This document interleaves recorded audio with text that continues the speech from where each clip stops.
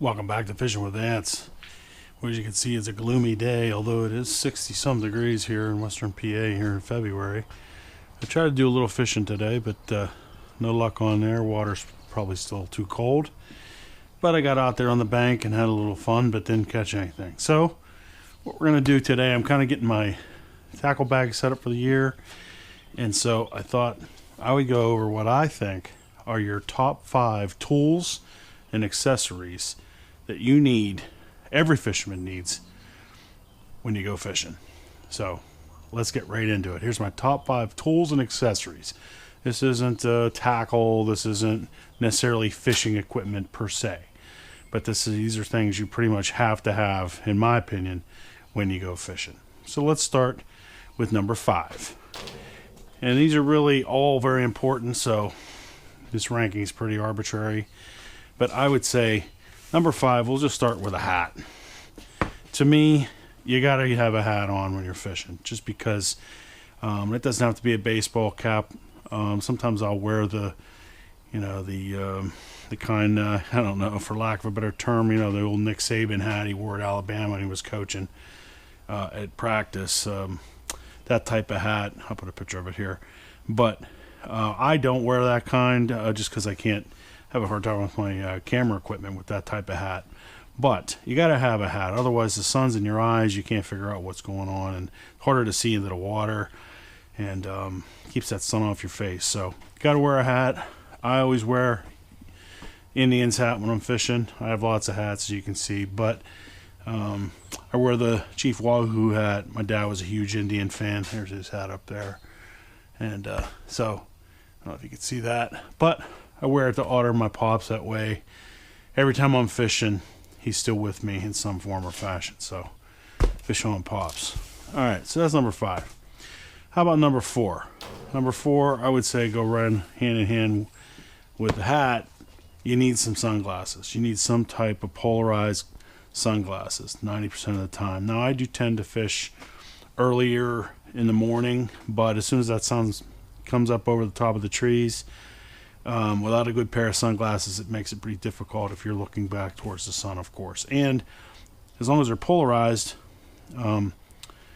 you can see a lot better down in the water if you're sight fishing, and also you can get a better sense of water clarity, the depth, all that good stuff. So, got to have good polarized glasses. I don't buy expensive sunglasses because they tend to find their way knocked overboard, or I lose them, sit on them in the truck or whatever.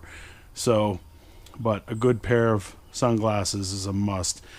I'd say it's even more important when you're wading in the stream. There's my waders over there, but I don't do a lot of river fishing that much anymore. But when I do, I definitely have to have these because, again, you can see into the water, and it's easier to wade and navigate without without falling down. So I'd say that's number 4. All right, number 3. I'm going to go with this apparatus I got right here. This is from a company called Rogue Fishing. And what this does is, it is a cell phone holder. Let me grab my cell phone. I did have the one unfortunate experience of the Pelican flipping over, and I did not have my cell phone on that day attached to this.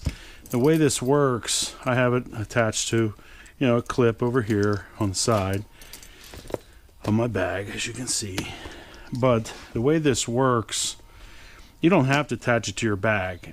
You could wear it around your neck if you wanted to, but I don't. The way it works is this just goes on here, like so. Let me hold that out so you can see it. And the reason I like this one is because if you catch a nice fish, you can still get access to your phone. You can still take pictures, do whatever. All the buttons still work, and it's not going anywhere. I mean, it won't fall off. The one time that we did flip the Pelican over, my tackle bag actually it didn't sink. It floated long enough for me to retrieve it. So I normally either I always keep it tethered to the bag at least, and then secondly, sometimes if it's hot out there, I'll just throw this, say, throw my cell phone, say, on top of my rag like that, just so it's not getting hit with too much sun. But I have one cell phone within the bottom of the lake out there. But glad it's not me that's at the bottom of the lake. I was wearing my life jacket, and safety tip: don't go on a boat without a life jacket. I used to, hit and miss wear my life jacket, and I happened to have it on that day, and I'm glad I did. Otherwise, could have been bad. So now I will not set foot on a boat without a life jacket. It happened so fast, there would have been absolutely no time to put on a life jacket. There's no excuse to not wear one. They wear them. They make them so small now, it doesn't matter.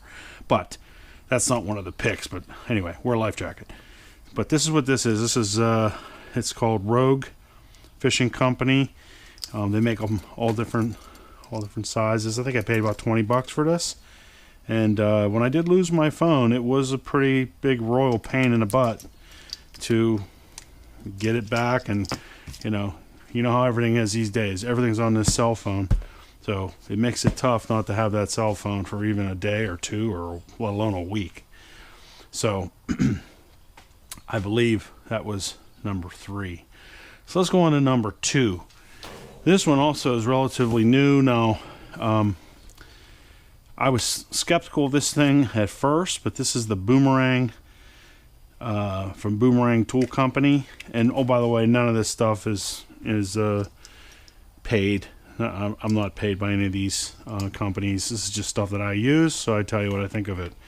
Now, I really like this Boomerang tool, this Boomerang line cutter. It does cut braid and mono and fluorocarbon.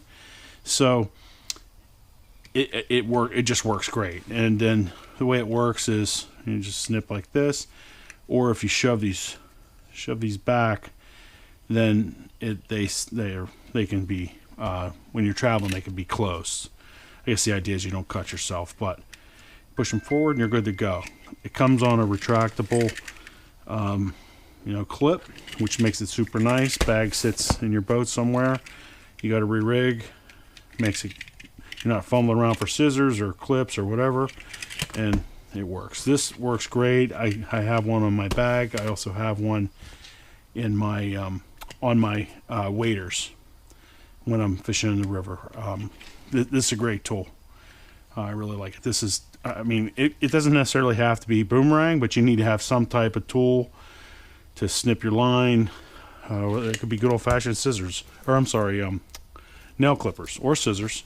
And as you can see, I still have my old pair over here, just in case, depending on what side. If I have somebody fishing with me, they can use these if the bag is facing them, so I have them on both sides. But honorable mention, this is not number 1, but honorable mention would be this retractable lanyard or clip, whatever you want to call it. This is an old one I had from my old working days. But it works great. Again, good thing to put on your waders as well. And yeah, you can put whatever you want on here. But I tend to put clippers or nail clippers or whatever, line snips. So that leads me to number 1, and to me, I think I'd almost turn the boat around if I went fishing and don't have a pair of pliers. So to me, every bag, every boat, you got to have a pair of pliers. These ones, they've been with the boat a lot. As you can see, they're nice and rusty, which is a good thing, just because it means they're getting used. But you got to have pliers.